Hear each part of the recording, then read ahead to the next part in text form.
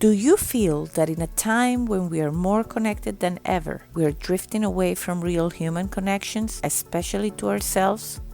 I do. Hi, I'm Leticia Latino, and I want to invite you to join me and my very inspiring guests in exploring ways to reconnect to your essence, to your definite purpose, to what makes you tick.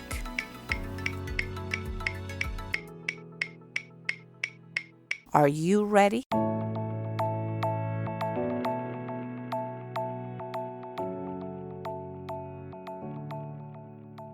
Hello and welcome to a new episode of Back to Basics, Reconnecting to the Essence of You. Today I want to welcome Nancy Allen to the show. She's the president and CEO of the Women's Business Development Council of Florida, a not-for-profit organization whose mission is to certify, connect, and champion women in business. She's also an international speaker, coach, consultant, and expert on women's business issues. I actually met Nancy when I certified my company as a women-owned company. So, hello, Nancy, and welcome to the show. Hello, and I am so honored to be on your show. Thank you so much for the invitation. No, I'm excited about our conversation and all the wisdom that you're going to shed on us because I know you have a very unique perspective from where you sit and the experience you've had. And I'm extremely happy to have you here on the show. So Nancy, I don't know if you've heard the episodes of Back to Basics, but I start the show with a Back to Basics question, which is, tell me about your childhood, your background. I know you have quite a diverse and interesting background. So can you share with me and with the audience about that? Sure. So I was originally, I was born in Haiti. And we came to the United States when I was 5 years old. And first we went to New York, and then we moved to Miami. And I grew up in Miami. I went to elementary school here. I went to middle school, junior high, and I graduated from Coral Gables Senior High School. And for college, I went to Florida State. And then I went on to the Johns Hopkins School of Advanced International Studies for graduate work. After that, I moved back to Miami. I worked for a bit. Then I had an opportunity to go work in our family business in Haiti. So I went back to Haiti, where I met my husband. And my husband was a dentist. He wanted to pursue postgraduate studies. So he got accepted to Columbia University. So for a while, I lived in New York. My son was born in New York, and then we moved back to Miami. So kind of full circle from Miami, kind of New York, Washington, D.C., et cetera, and then back to Wow, Miami. that's definitely is a full circle. Yeah. and then that you met your husband there. But and that's fascinating. And then I guess you are a full Miamian. I guess I heard somewhere if you spend more than 5 years here in Miami or Florida, you are a Floridian by definition. So. I feel like I'm a Floridian. Yes, I feel like I've seen Miami grow from the early days, pre-Miami Vice, to the Miami Vice days, to the wonderful and diversity that it is now. I really, really enjoy living here. I enjoy the diversity, and I even enjoy the fact that we are a transient city. There's always new people coming, and the new people bring new traditions, they bring new ideas. So it's a very vibrant city. Absolutely. No, I'm 100% with you. I'm a big fan of our city. So I guess you like diversity. Would that something that you like as a child? Like, what did you like to do in your childhood? How did you spend your time? How did you envision yourself when you grew up? Mm-hmm. So my childhood was very traditional. We were immigrants. My mom was a single mom, and I think it's still the case for immigrants into the U.S., where the traditions and the expectations are you work hard, you study hard, you get a good education. And for fun, I was a reader. I'm still a reader. And I would go to the library. And just, every week I'd check out 3 books, because back then you couldn't check out more than 3 books. I'd check out 3 books, and I would read voraciously. Through my reading, I was able to do all sorts of traveling. I, as a child, had traveled back and forth between the US and Haiti, and it gave me a real understanding of the blessings and the privileges that we have to live in this country. Haiti, for those of you who don't know, is a very, very poor country. And I have the blessing of coming from a very privileged background in Haiti. But as privileged as it was, the poverty around us was staggering. And to be able to have one foot there plus one foot in the United States gave me all sorts of interesting perspectives about opportunities and possibility. That's such an interesting point you make, because I shared with my American friends when I first moved here that same exact thought, that I'm from Venezuela. And in Caracas, you can be in a very nice neighborhood, and within 2 minutes, or just to go to when I used to go to my university, I would go through the poorest of areas in the cities. And it was like that fact that you had it there and you had to see it and you had to drive through it never allows you to forget how lucky you are.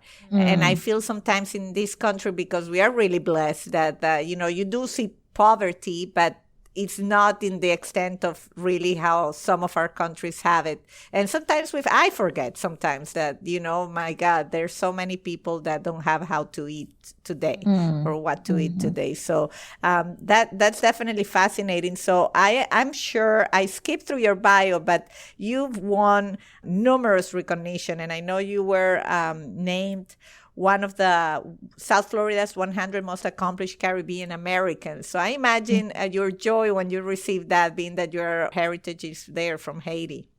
Yes, that was, and it still is, one of my most prized honors, because it allowed me to combine my heritage, as you said, and what I do. Right. So I work with women-owned businesses, and I am a very, very big believer in the fact that women hold the world up. There's some saying about half the sky. I think we hold the whole world up. And I have the privilege of working with very successful women-owned businesses and corporations that sponsor and promote opportunities and access for women-owned businesses so that they can grow their business, hire more people, affect their communities, and through social responsibility and corporate citizenship really affect the communities in which we live. No, and that's why I admire, when I was thinking, who would excite me to have on the show, you came to mind, because you do so much meaningful work. And in my case, we certified the company a couple of years ago, and I already seen tremendous change in how we are approaching business, but also in the platforms that you build. I mean, I receive you have a weekly newsletter, and you suggest books to read, and now you explain that that's as a child, that's what you would enjoy doing, so it makes sense. Now, do you feel that was kind of a calling, or did you get into this by coincidence? I always try to dig into how certain passions we've had since our childhood, and people that have been successful into carrying those passions into their adult life are more fulfilled, satisfied, and it really radiates to other people. And this is one of my purposes in this podcast, is for anybody listening out there that's maybe stuck in a situation or in a job or doing something that they don't feel totally fulfilled with, to kind of prompt them and inspire them through guests like you to just make a change and go and pursue your passion. Well, it's an interesting question. And when I was preparing for this interview, I gave it some serious thought, and I was able to kind of trace backwards, right? So sometimes things happen to us and we're not quite sure why they're happening, but there is a general reason why, if we stop and, take stock. So after graduate school, I have a master's degree in international affairs and international economics. And my passion was language, and my passion, my desire was to work for the U.S. Foreign Service. And, life happened. I moved back to Haiti. I met the love of my life. I married my husband, and the dream of foreign service kind of ended when I got married. And again, I'm from a very traditional background, so the expectations of me being a wife and mother were very, very much part of my tradition. I worked, however, for international organizations because I liked the mission of giving back. I liked community development. So when we moved back to Miami after having lived in New York, and in New York, I worked for Catholic Relief Services, which in Latin America, South America, is called Caritas Internacional.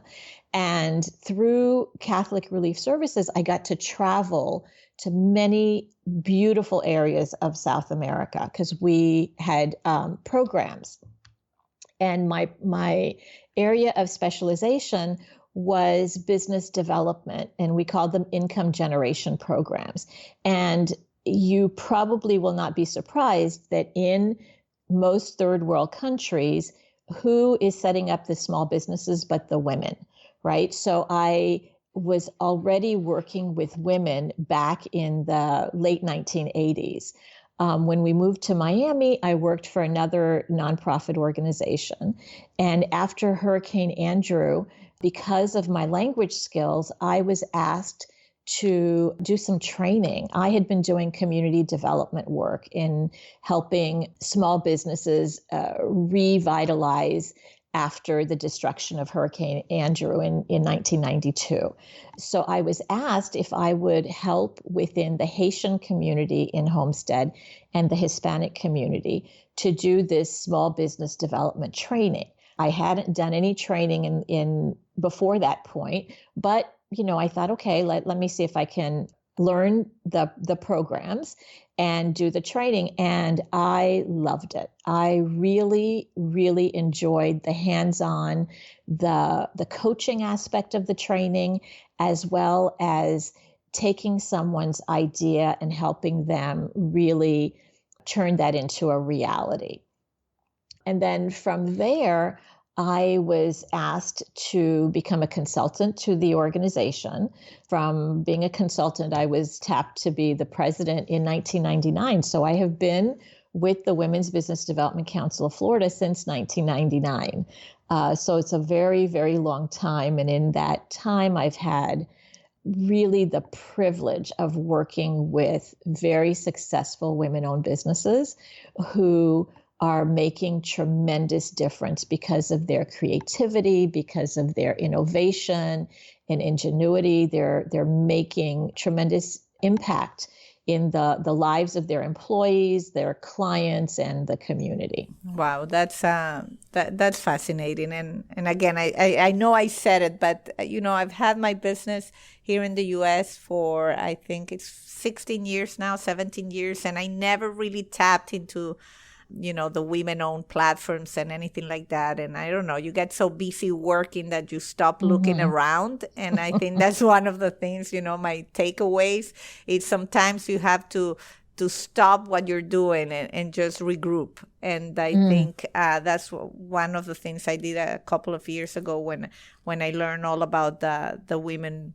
certification. And it's just learning from other women, as you're saying, and being empowered through going through the same process and just being a support system. I think that's one of the things that women do great at. And so when we can mix that into what we do for a living, it's fantastic, because I think as women, we also share a lot of, our mommy's experiences and our wives' experiences, and just going through life, because we have a lot of things to handle. And it gets lonely when you are, especially in my case, telecommunications is a very male-dominated industry. So sometimes, I do feel a little lonely without some people to share my experiences with. So that's fantastic. And so moving into, I get it. I have the feeling that you did pursue your dreams by following a constant life, like you were doing things that you were passionate about, and that way you got to something that is fulfilling to you. Would you say that's true?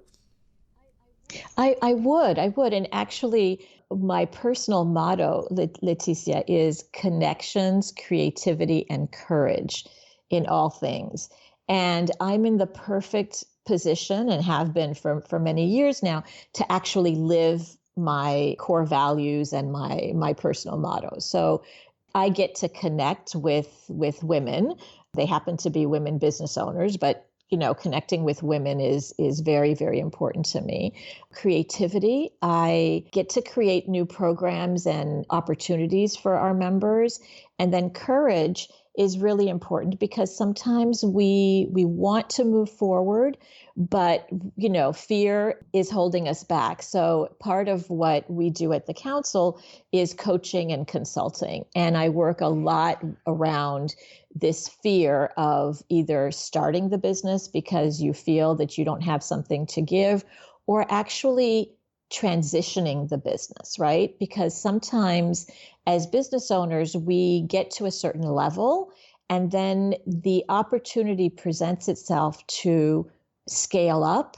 But because it's going to be such a change, meaning bringing in more employees, taking on more loans, more financial risk, more general risk, we stay a bit small because we're fearful. And so I get to really encourage people through the work that I do about being courageous and stepping in. So I really, as you said, I thought that my passion was to work for the U.S. Foreign Service, but I think I'm doing what I was meant to be doing right now. So I'm very blessed in that sense. No, absolutely. You are blessed, and the fact that you are so committed to it, and I witness it because I am part of all, the things that you do and that I see you doing, and it's quite fantastic. Now, going to the this is my passion, I feel fulfilled, to the times in your life that maybe you've had to deal with more traumatizing experiences, or you were down, or things were not going the way you wanted them to go. Because I've had those moments where people think you're doing great, and maybe you are, but we are very demanding on ourselves and things are not validating in the way we would like to. And you get the moment where you're down, and I know for personal experience, I have my little things that I need to do. Like, I love to listen to the music that I like to dance to. And when I do that, I kind of recover my energy and move on. And so some people see me in the office doing strange dances at times, but how do you deal with that when things don't go your way and you need to find the strength to keep going? Well, let me give you some background. So I am recently widowed. I would have been married in November. I would have been married 34 years to the love of my life. He was diagnosed in September of 2017 with colon cancer. And we went through the treatments, he did the chemo, and unfortunately, he caught an infection and was not able to bounce back from the infection. So in August of last year, he passed away. And that period from the time he was diagnosed until the time he passed away was, as you can imagine, a very traumatic time for me and for us as a family. And because I love to learn and to read, I started reading about transitions and what it means to be in a transition. And I have come up with a training program that is all about taking you from a transition where you move from no longer this to not yet that. And the space in between those 2 points can really affect not only your life while you're transitioning, but your entire life.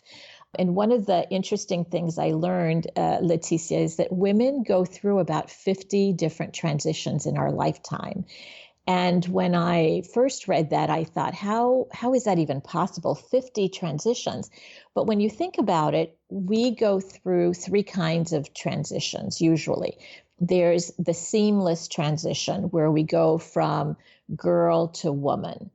There's the transition which we choose. We go from girlfriend to wife to mother, or we go from one job to another job, or we decide we don't any longer want to be an employee. We want to be a business owner.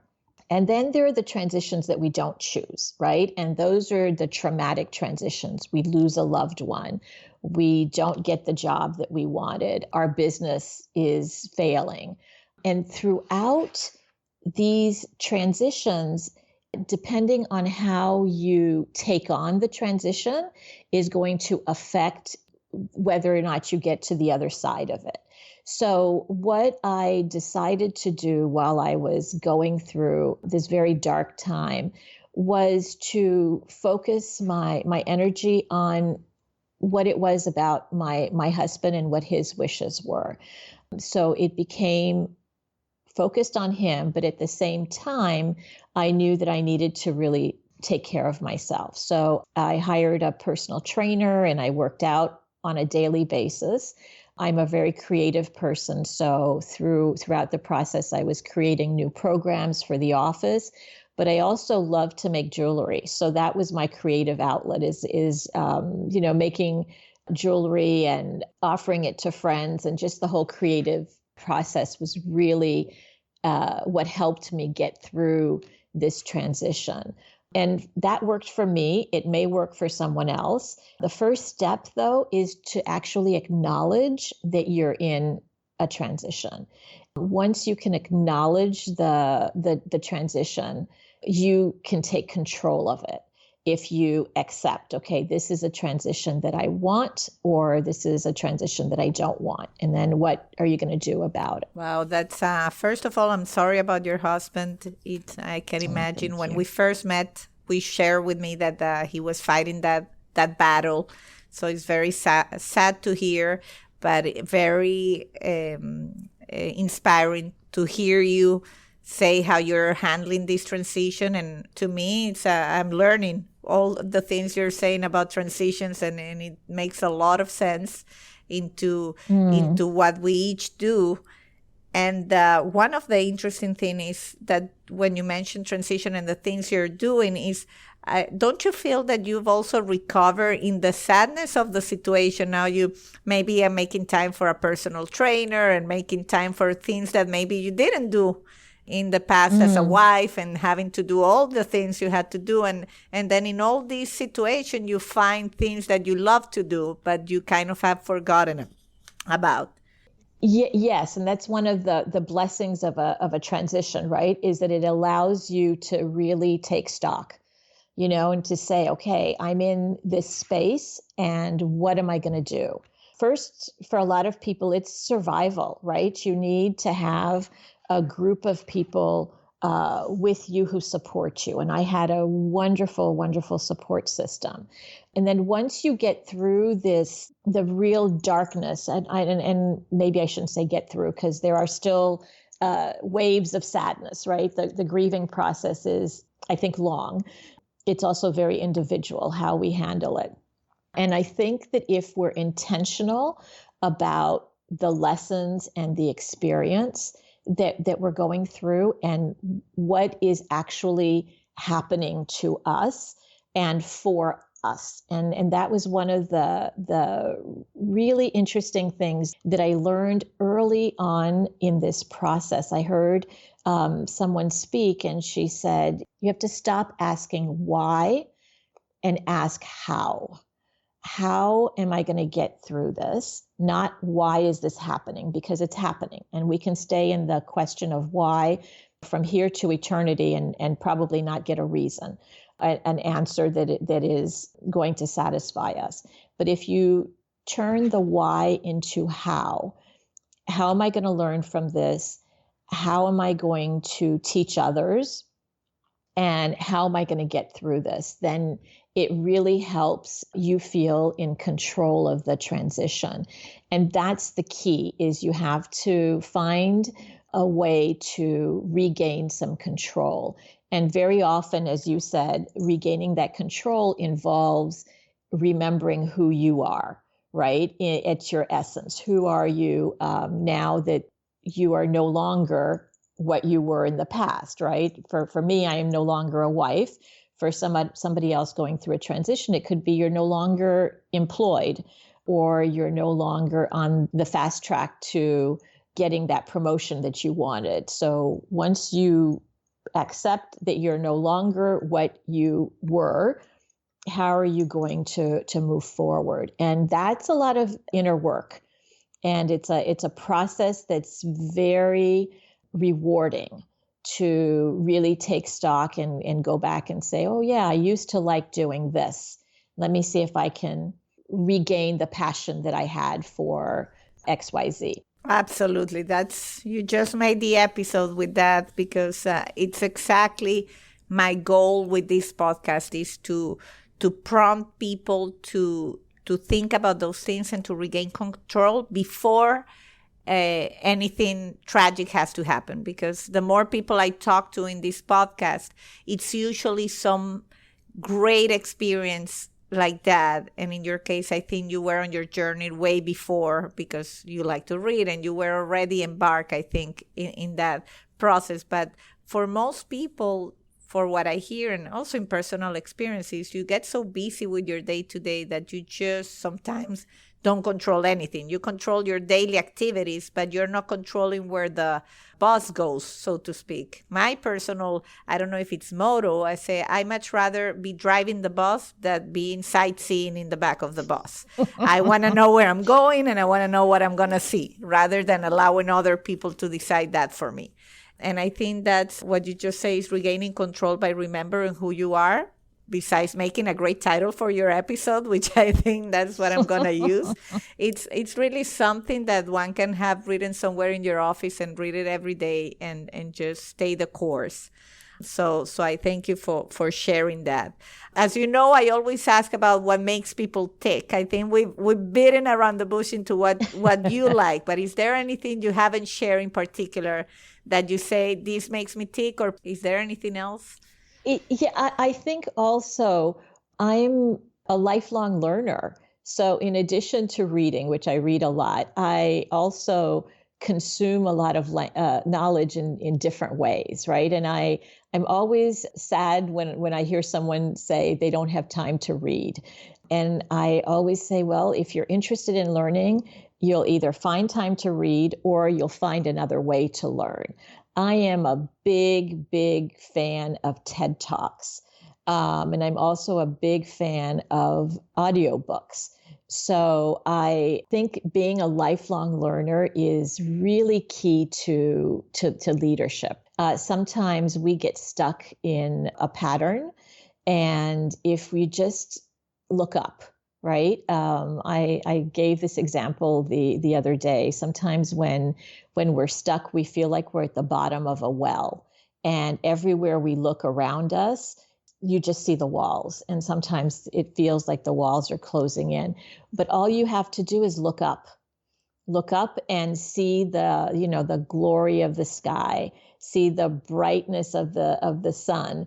And by looking up, it changes your perspective. And I think it's the same thing with learning. If you are in one industry and you know your industry very well, you're an expert in that industry, start researching and reading about another industry and see how it opens up the creative process, that you might be able to bring something from that other area that you don't know about into what you do.